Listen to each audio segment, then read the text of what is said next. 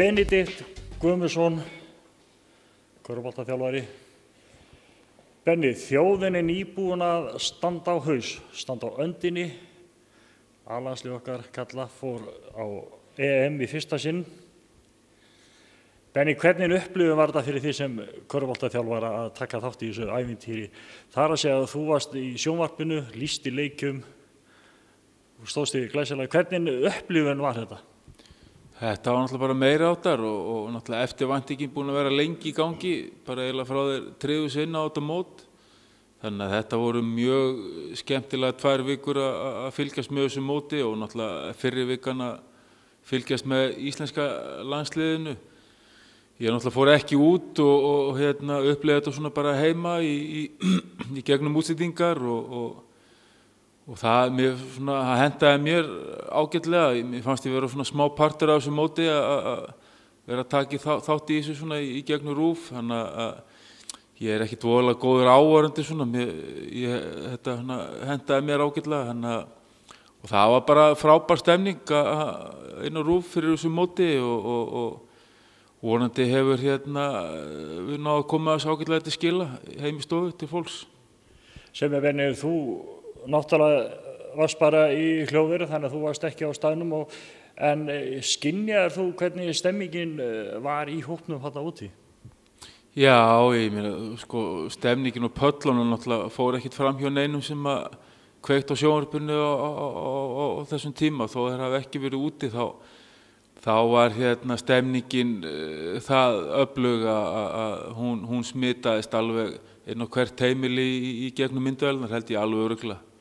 Maður sá það bara á andlitum líka leikmanna, þeir voru að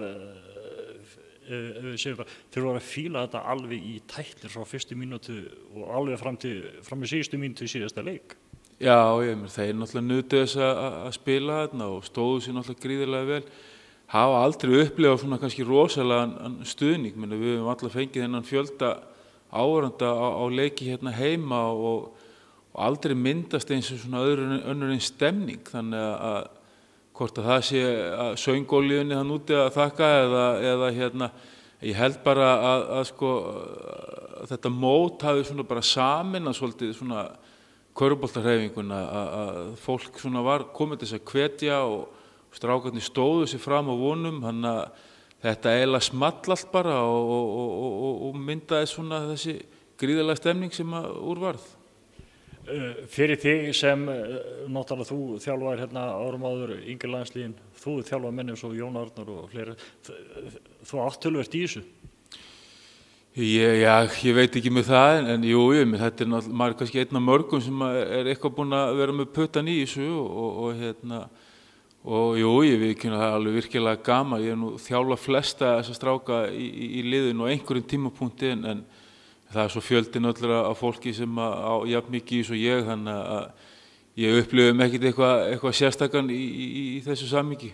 Nei, ég átti nú kannski bara við að það kannski svona stoltið innan með að hafa svona eiga pínlítið í þessu. Já, auðvitað gerir það og þetta náttúrulega bara lið sem að körfuboltahreyfingin á, menn það eru margir annarkot búin að leiðbeina þessu strákum inn á æfingum eða skutla þeim á æfingar eða gera eitthvað, búa til einhverju umgjörð, þannig að þeir geti gert þetta eins vel og þeir hafa gert. Þannig að það eru margir sem koma á svona glæsilegu liði.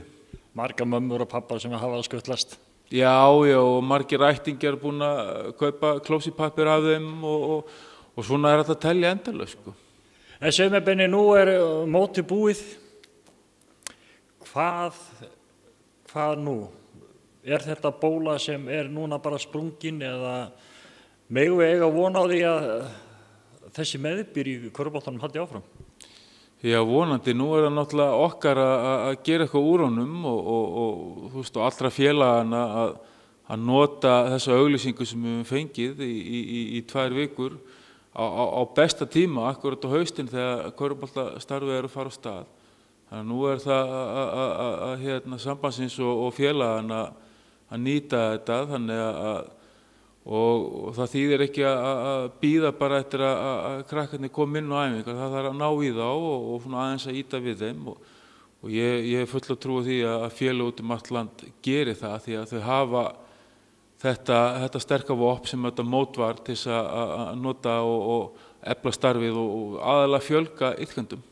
Ekki líklegt að, eins og þú segir, ekki mjög líklegt að félögin út allt land, þau einmitt fari á stað, en þá spurningin, hvernig getur KKÍ nýtt sér þetta?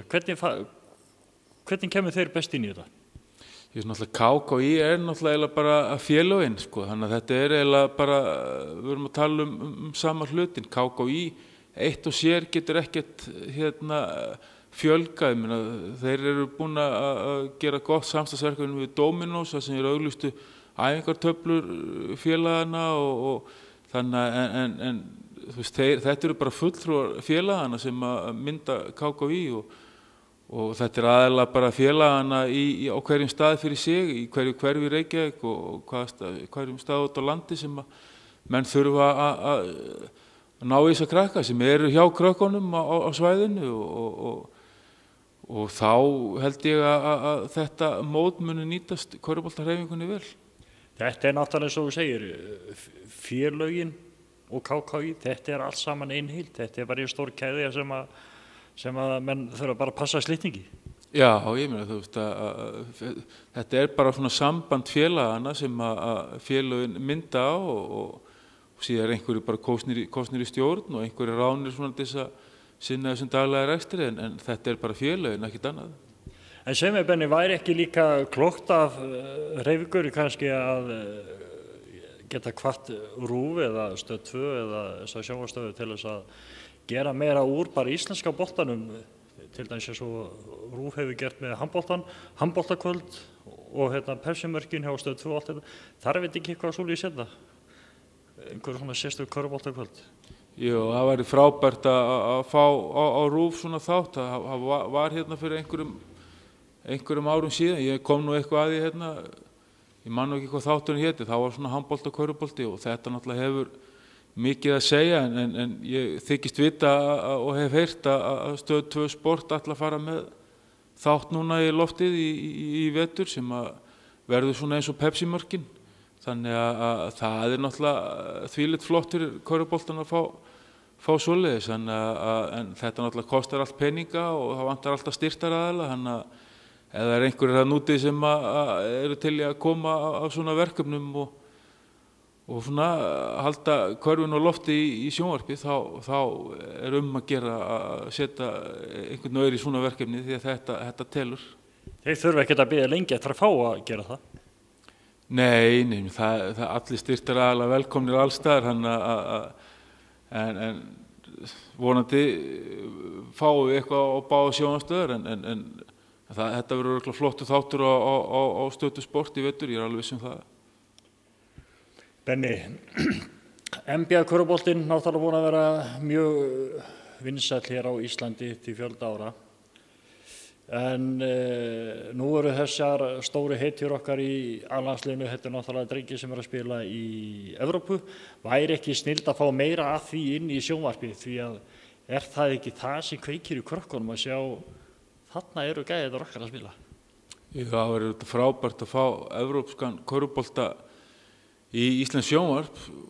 Hvað það ætti að vera svo bara matsatriði, hvort það ætti að vera spænska deildin sem Jón að spila eða hvort það ætti að vera bara meistaradeildin eða eitthvað svoleiðis. Þannig að vonandi þetta Evrópumeistaramót bara byrjunin á einhverju svoleiðis, þar sem að þjóðin var nú eiginlega svona bara í fyrsta skipti að kynnast bestu körfuboltamönnum Evrópu sem eru ekki að spila í NBA og vonandi hefur séð fólk hvers konar hágæða bolti þetta og hversu skemmtilegur hann þannig að það væri ekki leiðilegt að þetta væri byrjunin á einhverju meira hvað varðar evrópskan körfubolta, því að það eitthvað svona sem okkur nær heldur en NBA svona kannski meiri sýning og loftfimleikar sem að vissulega selur og nær til ansi breiðs hóps, en það væri gaman að hafa bæði.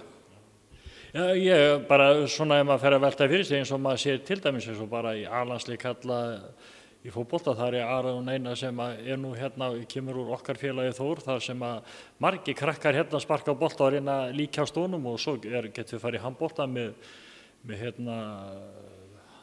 Óla Stefáns, það vildu allir líkjast honum.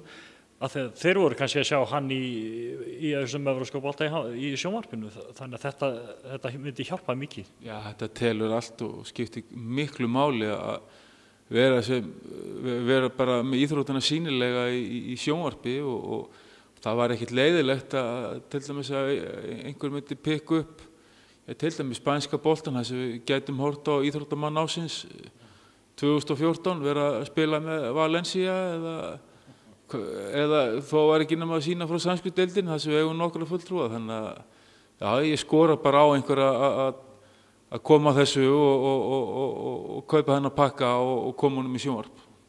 En segðu mér svona rétt í lokin, hvernig ef við kemur aftur að A-landsliðinu sem var að spila á EM, eigum við að segja að árangur liðsins sé liðsheildarinnar eða eigum við að vera að horfa, getum við tekið einhver 1 eða 2 út sem algjöra lykilmenn í þessu, eða var þetta bara liðsheildin? Ég myndi segja þetta bara verið sterk liðsheild, samheldinn hópur sem er allir miklu vinir og er að hvetja hvern annan og þú veist þetta var bara gríðarleg svona stemning og barátta sem myndaðist þarna. Það sem allir voru að leggja sig fram saman hvort þeir voru að fá 1 mínútu eða 30 eitthvað mínútur og ef þeir komið ekkert inn á þá voru þeir að hvetja og sveifla hænglaði og fagna og þannig að þetta er alveg eins og segjum priceless þegar svona myndast hjá keppnisliði að enginn að hugsa sig heldur bara að ná sem bestu úrslitum fyrir Ísland og þó það hafi ekki unnist sigur þá voru þeir nálægt í 3 leikjum af 5 þannig að á fyrsta móti er þetta bara frábær árangur. Maður getur svona líkt þessu við ef í fótboltaliði hefðu spilað 5 leiki og gert 3 jafntefli og tapa kannski 2-3-0 þannig að svona ef maður setur þetta í svoleiðis samhengi þannig að það er allir í körfuboltahreyfingunni í skýjunum með þessi úrslit. Og svo maður kannski líka segja bara og má ekki taka af að þjálfarateymið bara að standa sig. Já, algjörlega og það var gert virkilega vel og eiga mikið þátt í þessu þannig að þetta er eins og ég segi, þetta er aðkoma margra að þessu verkefni sem hafa látið þetta smella og þeir hafa ekki síst staðið sig gríðarlega vel.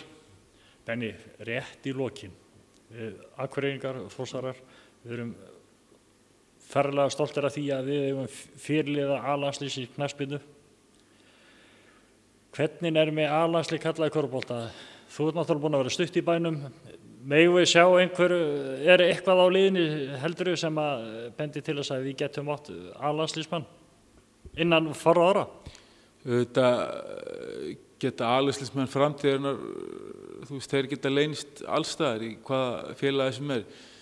Ég ætla ekki að vera með einhverja yfirlýsingar með einhverja ákveðna krakka en ef krakkarnir eru duglegir og leggja mikið á sig, æfa auka og borða rétt, sofa rétt með metnað og sjálfsaga og rétt hugafar þá eiga allir möguleika að verða A-landsliðsmenn framtíðarinnar en ef það vantar eitthvað upp á í þessari upptalningu þá minnkar líkurnar þannig að þetta snýst bara að auðvitað þarf að vera með einhverja meðfædda hæfileika og annað síðan og getur síðan unniðir inn en ef að krakkarnir temja sér bara rétt að hugafarið og metnaðinn þá er allt hægt og þá eigum við nokkra krakkar sem eiga möguleika. Og svo kannski náttúrulega fyrst og síðast það er að bæjarfélagið og klúbburinn bara búið til þá umgjörð sem til þarf til þess að svo geti orðið.